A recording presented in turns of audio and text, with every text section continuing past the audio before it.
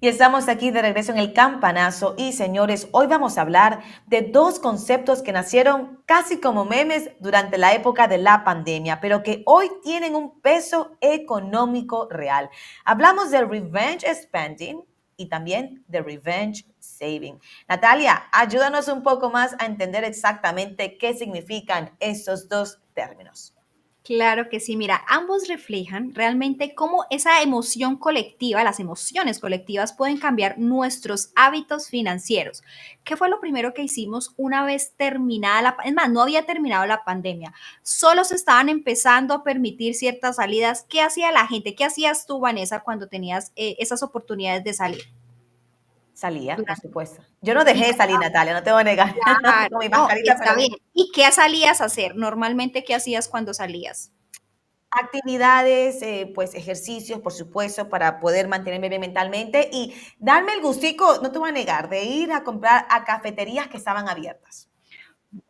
No me quitaba mi gusto. Cuando se empezaron a abrir los centros comerciales, yo recuerdo que yo era las que decía, no, la gente aprendió en esta época a ahorrar y cuando salía a los centros comerciales todo el mundo era desesperado gastando. Entonces, lo que estamos viendo es que realmente ese revenge spending refleja ese gasto impulsivo que vimos tras la cuarentena con personas que se volcaban a viajar, a salir a comer, a comprar sin pensar demasiado. Era como una especie, llamémoslo así, de desquite tras esos meses de encierro. Yo recuerdo que habían personas que decían, ¿por qué nunca hice ese viaje? ¿Qué tal que no lo hubiera podido haber hecho? Me No, hubiera muerto. claro. Las bodas, Natalia, la gente que así decidió casarse porque dijeron, nos vamos juntos, si algo. Exacto, en cambio, voy a hablar del revenge saving, que es la respuesta totalmente opuesta. Es cuando muchas personas están tomando conciencia de lo frágil que puede ser su Mm. estabilidad financiera, que deciden empezar a ahorrar con más intención, que refuerzan su fondo de tranquilidad, su fondo de emergencia y se enfocan en objetivos financieros más claros. Yo creo que todos los que vivimos pandemia hemos vivido las dos tendencias. El revenge spending, porque mucha gente dijo, no, me voy y nada me llevo, y entonces había como una retención de ahorros que todo el mundo salió feliz a gastar y de hecho se notó en los índices económicos, Vanessa, porque empezó a haber un incremento de precios de servicios, de productos, había una demanda tan alta que la oferta no podía suplirla y eso hizo que los precios también subieran. Y eso, Natalia, me recuerda a lo que tú dices, el comportamiento. Primero sentimos liberarnos, pero luego también entendemos, espérate, hay una cautela que debo de tener y es momento de empezar a ahorrar. Pero esto, Natalia, ¿se está reflejando ya en los datos económicos? Totalmente. Mira que según datos del Market Watch, la tasa de ahorro personal en Estados Unidos subió al 4.9% en abril del año 2025, frente al 4.1% que se tenía en el mes de enero.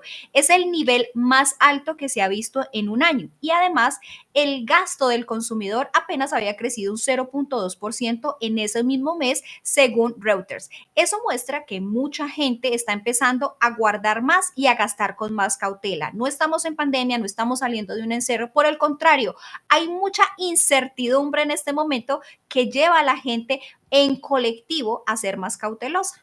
Coméntanos entonces, Natalia, ¿quiénes están liderando ese cambio hacia el ahorro? Bueno, se está notando que hay tres grupos que marcan esta tendencia. Por una parte tenemos los millennials y la generación Z. Yo soy millennial También y estoy mira ahí. que, excelente, en un 56% se dice que estas dos generaciones están revisando sus gastos y están empezando a automatizar ahorros para protegerse frente a la incertidumbre. Lo avalo totalmente porque yo soy una de las que me encanta ahorrar e invertir de manera automática, que no tenga que pensar mucho. El segundo grupo que se está viendo allí son los hogares de ingresos altos, pues están recortando el ocio y los viajes para empezar a reforzar su liquidez. Y hay un tercer grupo que son los trabajadores independientes, como los freelancers, los emprendedores, que no tienen ingresos fijos y están buscando mayor seguridad financiera. Natalia, entonces ahora cuéntale a la audiencia cómo pueden aprovechar este impulso y ya convertirlo, pasarlo, mejor dicho, de un impulso, de algo temporal, a un hábito real, que lo mantengan y que realmente les sirva para incluso a largo plazo tener, más allá de un fondo de emergencia, ahorros. Bueno, la diferencia entre que sea un impulso y un hábito real, como tú dices, es la repetición. Entonces vamos a hablar como de tres sencillos pasos que pueden funcionar muy bien si estás interesado o interesada en decir, bueno, sí, es una tendencia que yo he venido pensando, pero que lo he hecho muy de manera involuntaria. Pongámosle un poquito más de orden a esto. Entonces vamos a hablar del primer paso y es definir el por qué. Porque es que es una pregunta tan básica. Yo cada vez que me siento con una persona, con un profesional, con una familia, a hacer un tema de planificación financiera, yo pregunto, ¿por qué? ¿Para qué? ¿Qué plazo? Eso definitivamente me va a decir mucho detrás de la intención de ahorro. Tú estás ahorrando, no es lo mismo que yo ahorre para un fondo de emergencia de corto plazo, no es lo mismo que ahorre para unas vacaciones dentro de los próximos meses o un proyecto mucho más grande como una mudanza, estudios, incluso retiro. Tener claridad en qué es lo que quiero va a evitar que ahorres sin rumbo y te va a mantener motivado. Es como cuando yo les digo, hagan un presupuesto, pero pónganle un nombre. ¿Por qué? Porque eso te genera motivación. Lo mismo, quiero ahorrar. ¿Para qué? Eso te va a mantener motivado. Ese sería el primer paso. ¿Lo tenemos, Vanessa? ¿Tienes ese primer paso check para qué? ¿O por qué ahorras? Por supuesto, Natalia, tienen nombre y tienen fechas Excelente. incluso. Confiando en el Eso Señor. es excelente, porque eso te va a ayudar al paso 2, a ti y a la audiencia. Elegir cuál es el instrumento adecuado. No es lo Mm. mismo ahorrar para un fondo de emergencias, no es la misma caja donde yo ahorro para unas vacaciones ni para algo de largo plazo. Si tu objetivo está entre los 0 y los 3 meses, pues ahí lo que puedes usar son cuentas de mercado monetario, de un rendimiento, de plazos fijos. Estamos hablando de lo más líquido posible, o sea, lo que más rápido yo pueda volver efectivo, porque lo voy a necesitar en muy corto plazo. Cuando hablamos un poco de metas que van de mediano plazo, de 3, 12 meses, 3 años, incluso diría yo, puedes considerar un depósito a plazo fijo porque ya le tienes una fecha estimulada, pero le puedes sacar un poco más de rendimiento. ¿Y qué hablo más de rendimiento? En los mercados de Estados Unidos tú puedes hablar un rendimiento cercano al 5% anual, pero cada país tiene sus rendimientos de plazos fijos. A mayor incertidumbre, a mayor inestabilidad financiera, incluso pueden conseguir mejores rendimientos, porque para una persona que nos esté viendo en otro país puede decir que el 5% le parece muy bajo, pero eso depende de la economía de cada uno. Y para proyectos de más de 3 años, lo mejor, estamos hablando de que aquí siempre hablamos del mercado bursátil, pero yo siempre lo digo, Vanessa, que no es para todo el mundo.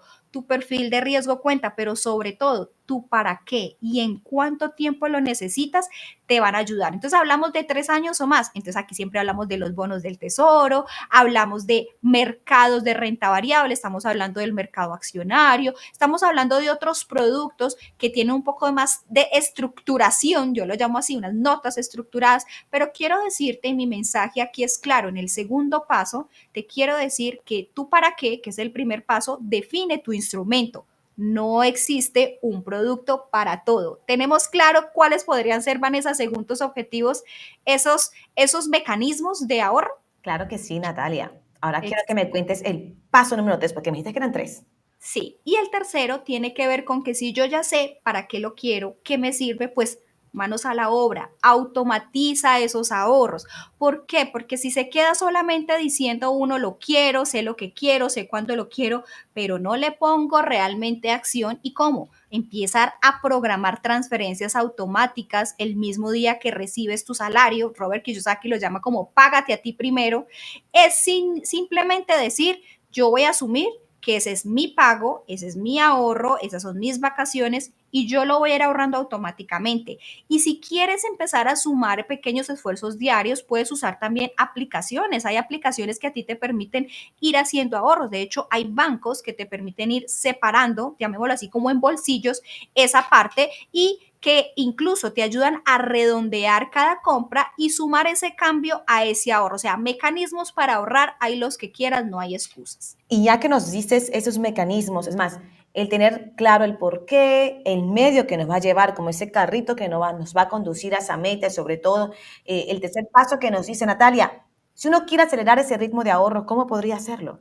Bueno, entonces el primero es decir, empiece a ahorrar, pero si yo ya le quiero acelerar, quiero que eso vaya más rápido, pues se puede aplicar algo que es como un reto escalonado, es decir, cada mes empezar a aumentar un poco ese aporte automático, puede ser un 0,5%. Yo he dicho, siempre digo que no importa cuánto, lo que importa es la intención y empezar a generar el hábito. Así que si tú empezaste con algo básico, pero ves que cada mes podrías ahorrar un poco más, pues velo ajustando, por ejemplo, al 10% de tu ingreso mensual, si es posible. Es un sistema simple, progresivo y te ayuda a motivarte también.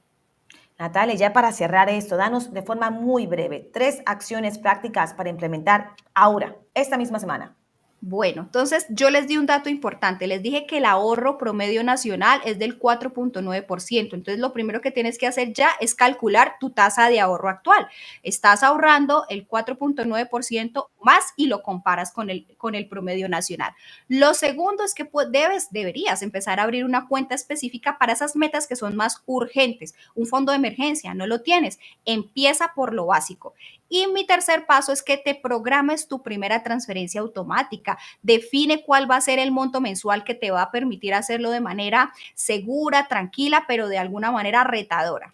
Así que con esos pasos no solo seguimos la tendencia del revenge saving, sino que nos armamos con herramientas reales para manejar mejor nuestro dinero. Natalia, culminamos así ya el programa del día de hoy. Qué gusto tenerte acá de regreso en el campanazo para seguir informándole a la audiencia de todo lo que está moviendo el mercado bursátil y la economía. Y sobre todo, Vanessa, cómo todo esto que está pasando a nivel nacional, a nivel global, se entrelazan y nosotros también nos vamos, cómo eso nos afecta, nos impacta el bolsillo. Ya hablamos de inflación y todos lo hemos visto y lo hemos visto cada vez que vamos a comprar, a tanquear el carro. Entonces, entender la economía y los impactos que tienen en nuestra vida. Y señores, lo pueden hacer, enterarse desde las 9 a.m. hora este, aquí en Buenos Días Wall Street con Alejandro Nava y Ana Cobos. Pero ese programa a las 3 p.m., El Campanazo, producido por Comercio TV, les acompaña Natalia Ospina, nuestra analista bursátil, y Vanessa Carranza, que es su voz. Así que, señores, Natalia, hasta el día de mañana. Hasta mañana, Vanessa.